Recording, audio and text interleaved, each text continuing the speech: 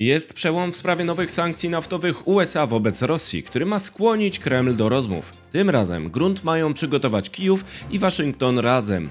Producenci wiatraków w Europie jednoczą się wobec konkurencji z Chin, natomiast Polacy nie zamrożą na razie cen paliw. Jest 29 lipca 2026 roku, nazywam się Wojciech Jakubik, a to jest codzienny przegląd informacji sektora energetycznego i paliwowego Energy Drink. Zapraszam.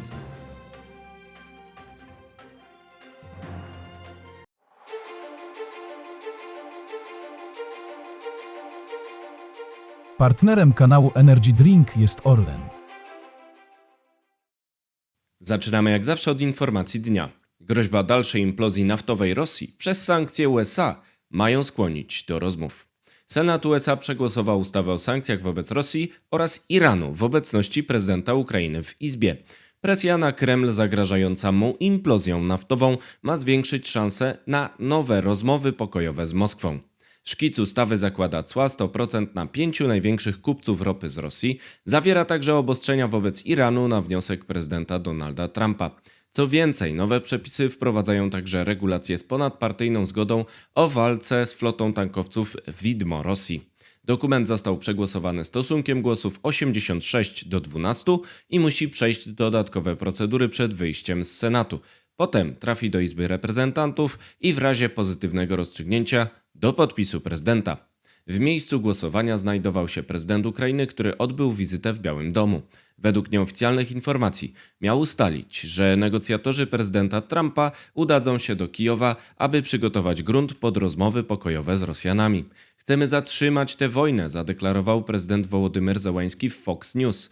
Prezydent Trump i Europejczycy chcą jej końca, a Putin nie. Prosimy o koniec tej wojny każdego dnia, ale Putin tego nie chce. Na tym polega problem. Dlatego musimy odpowiedzieć, być twardzi, być silni, mówił w Fox News. Według informacji przekazanych przez dziennikarkę Laurę Loomer, która jest blisko związana z administracją USA, ma dojść do wizyty negocjatorów Jareda Kushnera oraz Steve'a Witkoffa w Kijowie. Byłaby to pierwsza wizyta tej delegacji w stolicy Ukrainy od początku inwazji Rosji. Wcześniej wielokrotnie odwiedzali Moskwę, otoczeni spekulacjami na temat możliwych układów handlowych z Rosjanami. Dotychczasowe wysiłki pokojowe USA i Ukrainy spotykały się z impasem po stronie rosyjskiej, która rozpoczynała rozmowy, ale nie ustępowała w żadnym punkcie negocjacji. W ten sposób wielokrotnie unikała nowych sankcji USA.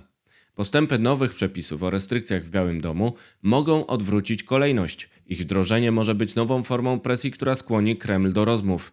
Objęcie cłami dostaw ropy z Rosji do krajów trzecich może zamrozić je albo ograniczyć przychody Rosjan. Warto przypomnieć, że cła nałożone na Indię doprowadziły do ograniczenia dostaw tym szlakiem do czasu, gdy zostały zawieszone przez skok cen paliw wywołany wojną z Iranem. Doszło wtedy do porozumienia o ograniczeniu ceł USA na towary z Indii z 50 do 18% w zamian za zatrzymanie dostaw ropy z Rosji do tego kraju. To dowód na to, że polityka handlowa Amerykanów może blokować eksport rosyjski. Ustawa zakłada objęcie cłami 5 największych kupców ropy rosyjskiej z wolumenem liczonym 12 miesięcy wstecz od czasu przyjęcia przepisów. Można podejrzewać, że będą to Chiny, Indie, Turcja, a być może także Słowacja i Węgry. Prezydent USA będzie miał prawo decydować o zawieszeniu albo zwolnieniach z nowych restrykcji i ciężar decyzji będzie spoczywał na nim. Będzie to istotne narzędzie presji na Kreml w czasie, gdy notuje implozję naftową wywołaną dronopadem Ukrainy. Wydobycie ropy w Rosji spadło w maju do średnio 9 milionów baryłek dziennie. To 690 tysięcy baryłek poniżej poziomu ustalonego w porozumieniu naftowym OPEC+. Oznacza to, że Rosjanie muszą ograniczyć wydobycie przez spadek przerobu ropy w rafineriach dotkniętych atakami Ukrainy. Nadwyżki ropy są wówczas kierowane na eksport. Nowe sankcje USA mogą zatem uderzyć w tym obszarze, uniemożliwiając Rosjanom pozbycie się nadmiarowych baryłek. W takim scenariuszu przestanie działać fundamentalny mechanizm napędzający budżet Kremla, zależny w 1/5 od sprzedaży węglowodorów. Czas na pozostałe wieści, na początek z Polski. Impas paliwowy.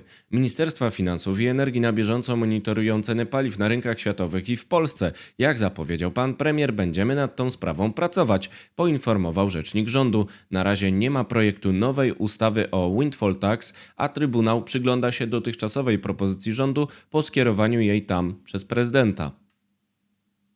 Polacy w Niemczech. Stoją rozmowy o rozbudowie rurociągu z rafinerii Schwedt w Niemczech do naftoportu w Rostoku, który zmniejszyłby zależność Niemców od dostaw przez Polskę. Środki pomocowe z Unii zostały zawieszone, a projekt jest ponownie analizowany. Obecnie Schwedt polega na dostawach przez Rostok, ale także Gdańsk. Unimoc Polski rozpoczął w lipcu dostawy przez polski naftoport. Miliardy na ładowarki. Narodowy Fundusz Ochrony Środowiska i Gospodarki Wodnej przekazał z funduszu modernizacyjnego będącego elementem systemu EU ETS kwotę 1,26 miliarda złotych na rozwój ładowarek samochodów elektrycznych przez spółki dystrybucyjne. Dzięki temu powstanie 147 miejsc do ładowania. Rozporządzenie unijne Alternative Fuels Infrastructure Regulation narzuca cele rozwoju takiej infrastruktury. Teraz wieści z Europy. Susza jądrowa. Rumuńska Nuclear Electrica musiała zawiesić pracę jednego z 2 reaktorów elektrowni Czerna Woda przez niski poziom wody do chłodzenia w Dunaju. To środek zapobiegawczy mający uchronić obiekt przed kosztowną usterką pomp. Powód to przewlekła susza, która ma trwać dalej w nadchodzących dniach, a w Polsce też ma być ciepło. Zbrodnia Nord Stream 2. Ukrainiec Sergiej Kuźniecow, przebywający w areszcie w Niemczech, otrzymał zarzut zbrodni wojennej. Jest posądzany o udział w sabotażu gazociągów Nord Stream 1 i 2 z Rosji do Niemiec. Obrońcy w całości odrzucają te zarzuty, bo ich zdaniem bazują na, cytuję, hipotezie prokuratury i niczym więcej.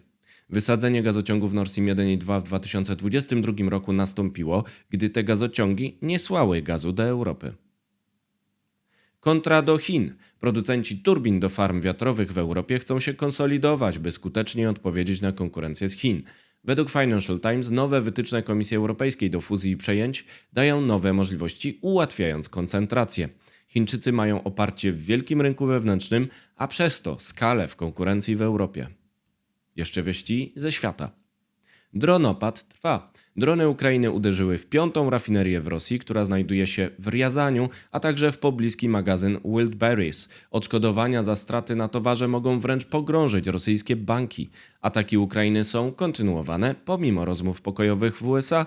Nie ma też sygnałów Białego Domu o sprzeciwie, ale propozycja zawieszenia ataków z powietrza w ramach negocjacji pokoju. Blokada słoneczna. Administracja USA przedstawiła środki blokujące import nowych robotów humanoidalnych oraz inwerterów z Chin.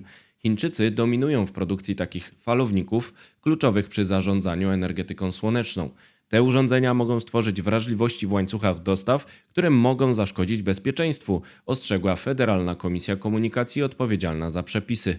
Rząd w Chinach zagroził odwetem i oskarżył Waszyngton o, cytuję, kampanię oszczerstw, a więcej na stronie energydrink.today. To wszystko w materiałach przygotowanych dzisiaj, następne oczywiście już jutro, więc zapraszam Państwa serdecznie. Do zobaczenia, do usłyszenia.